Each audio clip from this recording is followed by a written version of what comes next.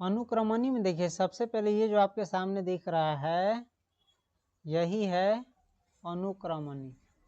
अनुक्रमणी का अर्थ समझिए विषय सूची। धियापुता में ये लिखा आता था विषय सूची, यानी इस विषय में कौन कौन सा चैप्टर पढ़ना है उसी को कहते हैं विषय सूची या अनुक्रमणी। ठीक, इसमें दो खंड में है। सबसे पहला खंड है गद्य खंड और दूसरा खंड है काव्य खंड। गद्य खंड में आइए देख लेते हैं क्या क्या पढ़ना है हमको। गद्य खंड में आपका सबसे पहला चैप्टर है बातचीत। बातचीत जानते हैं हम सभी लोग करते हैं, एक दूसरे से या किसी से भी बातचीत करते हैं, उसी को कहा जाता है बातचीत। और बातचीत के लेखक है बालकृष्ण भट्ट। उसके बाद है उसने कहा था। किसने कहा था? उसने कहा था। किसने कहा था इस चैप्टर में पढ़ेंगे तब समझ आएंगे। किसने कहा था? सूबेदारनी ने कहा था। क्या कहा था? जान बचाने के लिए। ठीक है, हमरा पति के हमरा बेटा के ना जेना हमरा जान बचैले रहा तेना। तो उसने कहा था कि लेखक कौन है? चंद्रधर शर्मा गुलेरी। उसके बाद तीसरा चैप्टर है आपका संपूर्ण क्रांति। संपूर्ण क्रांति का अर्थ होता है पूरी तरह क्रांति, कुछ कमी नहीं रहना चाहिए, वैसी क्रांति, पूरा के पूरा। तो संपूर्ण क्रांति इसमें चैप्टर पढ़िएगा तो आपको समझ में आ जाएगा क्या कहना चाहता है इसमें। संपूर्ण क्रांति के लेखक है जयप्रकाश नारायण। उसी प्रकार अगला चैप्टर है आपका चौथा चैप्टर है अर्धनारीश्वर। अर्धनारीश्वर के लेखक है रामधारी सिंह दिनकर। अर्धनारीश्वर यहाँ किसके लिए प्रयोग किया गया है वो भी आपको मालूम है। रास्ता में कभी कभी कहीं जाते होइएगा तो ये कहीं ना कहीं देखे होइएगा एगो फोटो भगवान शंकर का और पार्वती का, ये दोनों का आधा आधा भाग एक साथ जुड़ा रहता है, उसी को कहा गया है इसमें अर्धनारीश्वर। और ये क्यों ऐसा कल्पना से ये चित्र बनाया गया है आप समझ जाइएगा, ये चैप्टर पढ़िएगा तब। तो अर्धनारीश्वर के लेखक कौन है? रामधारी सिंह दिनकर। उसके बाद है रोज। रोज रोज के लेखक है सच्चिदानंद हीरानंद वात्स्यायन अज्ञेय। रोज माने जानते हैं ना, घर के जो काम काज डेली होता है, रोज का रोज वाला जो काम धाम होता है उसी को कहा गया है रोज। रोज का लेखक है सच्चिदानंद हीरानंद वात्स्यायन अज्ञेय। उसके बाद है एक लेख और एक पत्र। इसके लेखक है भगत सिंह। उसी प्रकार सातवां चैप्टर है ओ सदानीरा। ओ संबोधित किया गया है, किसी को बुलाते हैं ना, ओ मेरी माता, ठीक, चाहे कुछ भी। और सदा नीरा का अर्थ होता है सदा और नीर से बना है। सदा माने हमेशा और नीरा माने पानी, नीर माने पानी। सदा नीरा का मतलब होता है इसमें नदी के लिए प्रयोग किया गया है, गंडक नदी के लिए। गंडक नदी में हमेशा पानी रहता है, सालों भर, हर महीना और काफी मात्रा में, तो इसीलिए उस गंडक नदी को कहा गया है सदा नीरा। इसमें ओ सदा नीरा नदी को कहा गया है ओ सदा नीरा। कैसे कहते हैं हे माता चाहे कुछ भी, तो उसी प्रकार से नदी को यहाँ संबोधित किया गया है ओ सदा नीरा। इसके लेखक है जगदीश चंद्र माथुर। इसमें भी हम पढ़ेंगे ओ सदा नीरा में। उसके बाद अगला चैप्टर है सिपाही की माँ। किसकी माँ? सिपाही की माँ। और सिपाही की माँ के लेखक है मोहन राकेश। ठीक, उसके बाद अगला चैप्टर है प्रगीत और समाज। प्रगीत जानते हैं जो लोकगीत होता है, गांव दर देहात में चलता है, छठ में या बबे धाम जाता रहता है तब, चाहे कोनो पबनी त्योहार में जो लोकगीत होता है उसी को यहाँ प्रगीत से संबोधित कहा गया है, प्रगीत कहा गया है। और समाज आप जानते हैं, समाज और गीत दोनों एक दूसरे से जुड़ा हुआ है। तो प्रगीत और समाज इसके लेखक कौन है? नामवर सिंह। हर अवसर पर गीत गाया जाता था ना, एगो गाना बजा दिया जाता है, वैसी बात नहीं कर रहा है, पहले लोकगीत गाया जाता है, चाहे आदमी सब अपने मुंह से गावित रहा। उसके बाद है जूठन। जूठन के लेखक है ओम प्रकाश वाल्मीकि। जूठन माने जानते हैं? नहीं जानते हैं। खाना पीना जो खा करके छोड़ देता है उसी को कहते हैं जूठन, समझे। और जूठन के लेखक कौन है? ओम प्रकाश वाल्मीकि।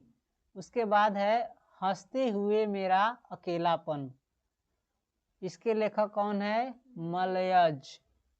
इसके बाद है तिरिच, और तिरिच के लेखक है उदय प्रकाश। और गद्य खंड का अंतिम चैप्टर है आपका, गद्य खंड का, काव्य खंड का नहीं, कभी कविता शुरू नहीं हुआ है। और उसके बाद का जो चैप्टर है तिरिच के बाद का, शिक्षा। और सबसे अच्छा चैप्टर आपका किताब में यही है, ज्ञान के हिसाब से, नॉलेज के हिसाब से। ये न कि आनंद आय वाला, आनंद आय वाला दूसरा चैप्टर सब है। तो शिक्षा के लेखक है जे कृष्णमूर्ति। ठीक, जे का अर्थ यहाँ होता है, इसका नाम है जिद्दू कृष्णमूर्ति। तो जिद्दू न लिख करके जे लिख दिया हुआ है, जे से समझिए जिद्दू है। ठीक है, जिद्दू कृष्णमूर्ति या जे कृष्णमूर्ति। तो इस प्रकार आपको गद्य खंड में टोटल 13 गो चैप्टर पढ़ना है। कितने चैप्टर पढ़ना है? 13 गो। आपको देखने से लग रहा होगा 14 गो, 14 गो नहीं है, 13 गो है। 9 के बाद जो 10वां चैप्टर लिखा था ना, धोखा से प्रिंट हो गया है 11, समझे। तो 10वां की जगह पर 11वां लिखा गया है 13 ही गो चैप्टर। ठीक, उसके बाद है काव्य खंड। काव्य खंड जानते हैं किसे कहते हैं? जैसे गद्य खंड में क्या रहता है? कहानी रहता है, निबंध रहता है, लेख रहता है, चाहे नाटक रहता है, एकांकिका या कुछ भी रहता है, तो उसको कहा जाता है गद्य खंड। और काव्य खंड कहा जाता है जिसमें सिर्फ कविता हो। बाकी ये जो आप देख रहे हैं काव्य खंड में, इसमें सिर्फ और सिर्फ कविता है। तो हम देख लेते हैं काव्य खंड में हमको क्या क्या पढ़ना है। काव्य खंड में हमको सबसे पहला पाठ है कड़बक। कड़बक पढ़ना है। कड़बक का लेखक है मलिक मुहम्मद जायसी, जिसके बारे में आप थोड़ा बहुत जानते भी है। इसके पास बाईं आंख और बाईं कान नहीं था, और चेचक के कारण रूपहीन भी हो गया। इसके बाद है पद। किसका पद? सूरदास का पद। फिर पद ही है, लेकिन ये पद है तुलसीदास का। और उसके बाद है छपय। छपय के लेखक कौन है? नाभादास। उसके बाद है कवित। कवि 5वां चैप्टर है काव्य खंड का। कवित के लेखक है भूषण। 6ठा चैप्टर है काव्य खंड में तुमुल कोलाहल कलह में। इसके लेखक है जयशंकर प्रसाद। उसके बाद है पुत्र वियोग। पुत्र वियोग यानी पुत्र से बिछड़ जाना, उसको कहा जाता है पुत्र वियोग। और पुत्र वियोग के लेखिका है सुभद्रा कुमारी चौहान। लेखक नहीं है, लेखिका है, समझे। उसके बाद है उषा। इसका आपने पढ़ा होगा बचपन में, बहुत अच्छी कविता है। माँ कदम का पेड़ अगर ये होता है यमुना तीरे वाला, बहुत अच्छी कविता है, बड़ा मजा आता है इस चैप्टर पढ़ने में। उसके बाद है उषा। उषा भोर को कहते हैं, जब सवेरा होता है ना, सवेरे के समय को कहा जाता है उषा। उषा न कह लिया, उषा। उषा हम मूर्धन्य श के साउंड निकाले, ध्यान दे इस साउंड पर। उषा। उषा के लेखक है शमशेर बहादुर सिंह। शमशेर बहादुर सिंह, शमशेर न, खैर ये सब का टाइम तो आपका निकल गया है। शमशेर नहीं है, शमशेर, तालाबे सा का साउंड अलग होता है। उसके बाद है जन जन का चेहरा एक। जन जन का चेहरा एक के लेखक है गजानन माधव मुक्ति बोध। उसके बाद है अधिनायक। अधिनायक का अर्थ बहुत लोग गुंडा बदमाश समझ लेता है। अधिनायक कहते हैं हीरो को, क्या हो, जो नायक हो, हीरो हो। गुंडा बदमाश को अधिनायक नहीं, खलनायक कहा जाता है।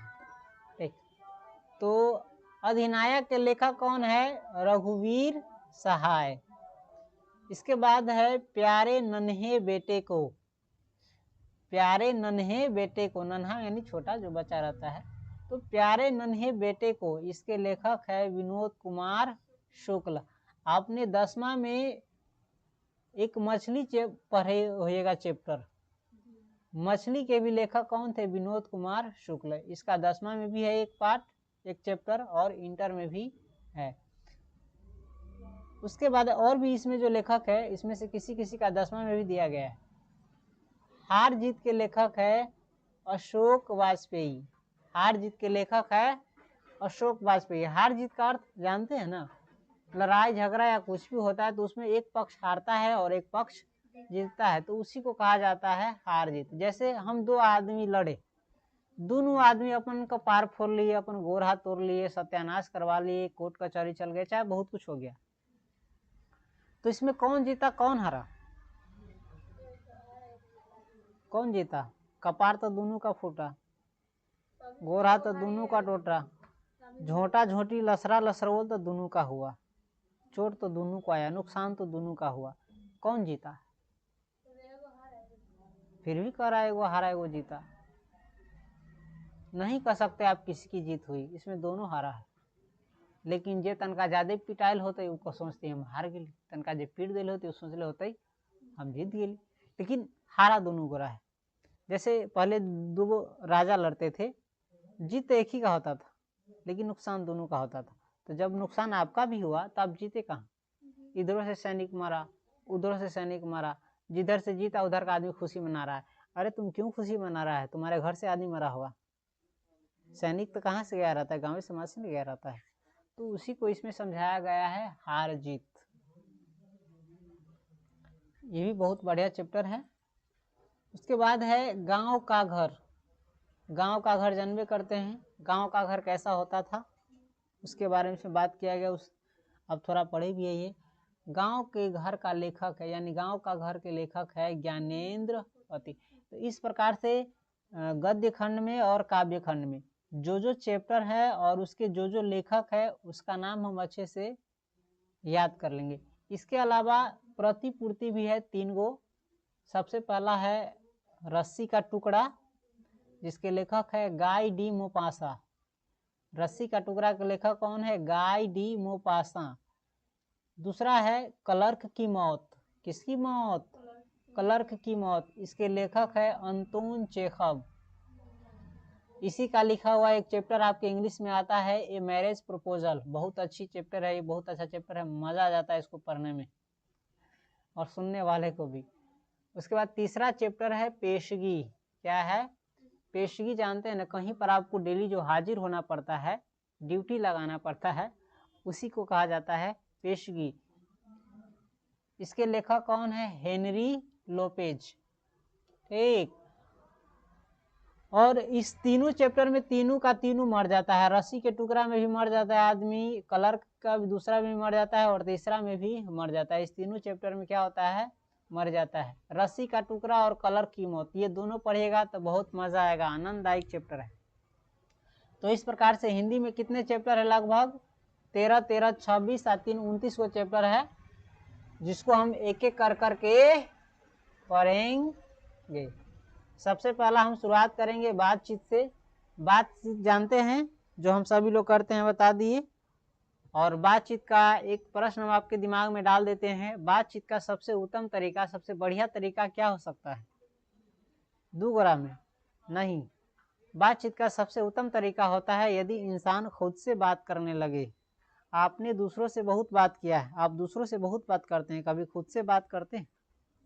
ये कला जो सीख गया ना, तो यही कला बातचीत की सबसे उत्तम तरीका है। अब इसके बारे में हम और नहीं बताएंगे, आगे चैप्टर में बताया जाएगा। तो फिलहाल इसमें क्या करना है? जितने भी चैप्टर है उसके लेखक का नाम याद कर लेना है। उम्मीद करते हैं आप लोग अच्छे से याद कर लीजिएगा। ये सब कहने की बात है, लेकिन आप कितना याद करिएगा तो ये तो वक्त ही बताएगा। कहने के लिए तो आदमी हर चीज कहता है, करने के लिए 100 गो कहेगा तो में ये गो करेगा। तो जो कहते हैं उसको करिए भी। चलिए, इसी उम्मीद के साथ कि आप सभी लोग इस चैप्टर को अच्छे से पढ़िएगा।